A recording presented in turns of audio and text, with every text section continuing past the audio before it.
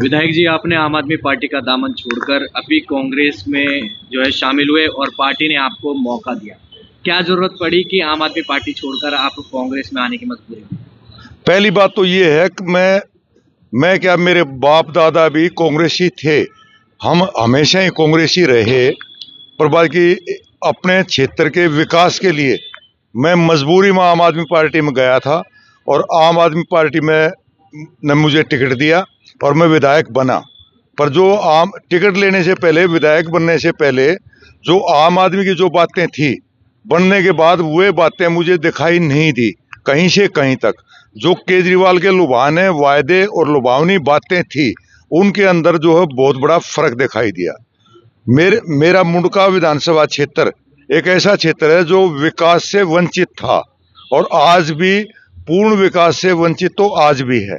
जो कॉलोनियों के अंदर के, गांव के अंदर के जो कार्य थे, रोड नाली के, वो तो मैं कहीं ना कहीं अधिकारियों से मिलकर के अपनी पार्टी के सहयोग से, आम आदमी पार्टी के सहयोग से वे तो मैं कुछ कर पाया। पर जो मेन मोटी लागत के जो कार्य थे, जैसे रोहतक रोड है, रोहतक रोड पे जो ड्रेन है, क्योंकि यहाँ मेरे क्षेत्र में कई एक गांव पड़ते हैं नांगलोई से टिकरी बॉर्डर तक, जिनके सब का पानी की निकासी के लिए और कोई साधन नहीं है।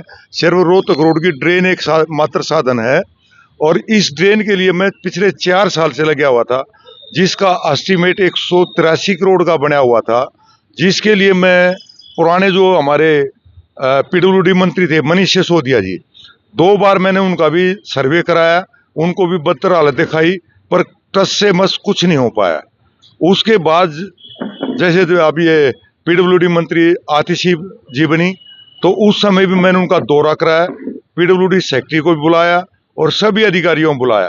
परंतु उसके बाद कुछ तो हमारी सरकार की लेट लतीफी थी आम आदमी पार्टी की, कि वो आए दिन मुझे ये दिलासा देते रहे, अभी थोड़ा और ठहर जाओ, अभी थोड़ा और ठहर जाओ, अब बजट नहीं है, अब ये नहीं है, वो नहीं है। वो बहाने मार मार के उसको लंबा खींचते रहे। क्योंकि जब आतिशी जी का, पीडब्ल्यूडी सेक्रेटरी का मैंने विजिट कराया, उस बात को आज 1.5 साल हो चुका है। और इस साल बारिशों में जो बुरी हालत मुंडका गांव की हुई, वो पूरी दिल्ली में तो क्या, पूरे हिंदुस्तान में किसी भी क्षेत्र की नहीं हुई होगी जो मुंडका क्षेत्र की बुरी हालत हुई। जल भराव के कारण, रोड टूटे होने के कारण और ट्रैफिक जाम के कारण तो पूरी बदनामी हुई। उस एक तो हमारी जो पार्टी है, जो आपने पूछा नहीं, पर मैं फिर भी बता देता हूँ, हमारी जो पार्टी है, अरविंद केजरीवाल जी इसके मुखिया हैं और उनको हर बार इस मुंडका विधानसभा के टिकट को बेचने का लालच रहता है। इस बार जसवीर कराला को टिकट दिया गया, वो भी किसी लालच में ही दिया गया है, नहीं तो उसके अंदर और कोई ऐसी खूबी, खासियत या अच्छाई नहीं है। खुद उसकी वाइफ कराला से 2 बार निगम पार्षद रह चुकी और आज भी कराला गांव गंदगी से सड़ रहा है। क्यों सड़ रहा है? कि वो सातिर आदमी है, उनके सामने मांग रखते नहीं, ठोस नहीं रखते। मैं भी जब जो बजट लेता था तो मेरे को मेरे साथी विधायक, एक नहीं कई विधायक ये कहते थे, आपने विधायक जी अगली बार टिकट नहीं चाहिए क्या, आप ऐसे बोल रहे हो, इतना कड़क बोल रहे हो। मगर भाई अगर मान लो अब ये बजट नहीं मिलेगा तो मुझे मेरे इलाके के लोग इलाके में नहीं घुसने देंगे, वहां में बदनामी होगी।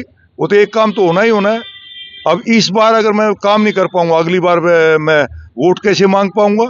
और तो ये पहला काम है मेरा, अपने इलाके का विकास करना, जो पूरी तरह से नहीं हो पाया, आधा अधूरा हो पाया।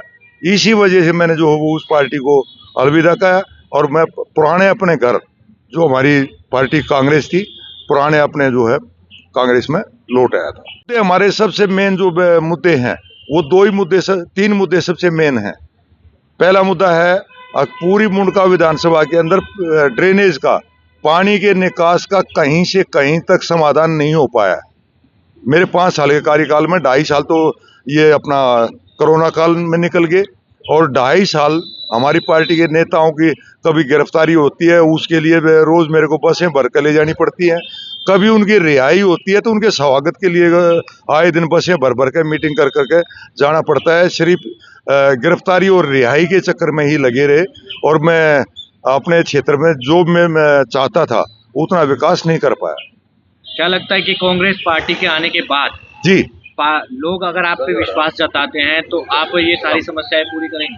बिल्कुल कर पाऊंगा, क्योंकि वहाँ सबसे बड़ी एक समस्या थी आम आदमी पार्टी के अंदर कि आम आदमी पार्टी के जो मेन मुखिया हैं अरविंद केजरीवाल जी, उन्होंने कोई किसी भी आदमी को बख्शा नहीं। चाहे मोदी जी हो उनको भी गालियां देना, चाहे एलजी साहब हो उनको भी गालियां देना, चाहे पीडब्ल्यूडी के या किसी भी महकमे के सेक्रेटरी हो, सेक्रेटरी लेवल के बड़े अधिकारी, उनको भी जो है हर दिन मुर्दाबाद जिंदाबाद, डूब मरो ये हमसे कहलवाते रहे।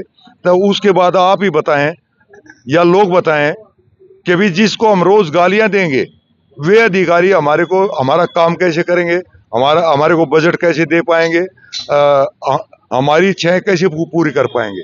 तो मुझे ये लगता है अगर जो हमारी पुरानी पार्टी कांग्रेस है, इनके लोग किसी अधिकारी को या किसी सेंट्रल गवर्नमेंट के लोगों को या एलजी साहब को वो गालियां नहीं देते, तो वो समस्या अब नहीं आएगी। मेरे को ये पूरी तरह विश्वास है। अपना मुकाबला किससे मानते?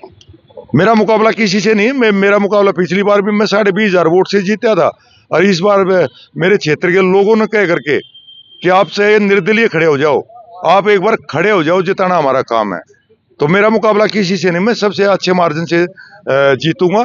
और मेरे क्षेत्र की जो माइनॉरिटी हैं, जैसे सरदार सिख लोग हैं या मोमडन लोग हैं, इन लोगों के भी करीब 60,000 वोट हैं मेरी विधानसभा में, जो कोई भी उनकी तरफ वोट देकर खुश नहीं है। सभी भाई हमारे को वोट देना चाहते हैं और हमारे साथ कंधे कंधा मिलाकर काम करना चाहते हैं। तो पार्टी का किस तरीके से धन्यवाद देंगे कि आपको कांग्रेस में शामिल होने के तुरंत बाद आपको चुनावी मैदान में? पार्टी का तो सोनिया गांधी जी का और देवेंद्र यादव जी का और पार्टी और महासचिव राहुल जी का, प्रियंका जी का मैं पूरी तरह से तहे दिल से धन्यवाद करता हूं कि भी उन्होंने, जैसे मैंने पार्टी में वापस जो है एंट्री करते ही मेरा स्वागत करा और मेरे को एंट्री करते ही उसी दिन एक ही दिन मुझे टिकट दे दिया, तो मैं उसका एहसान कभी नहीं भूल पाऊंगा।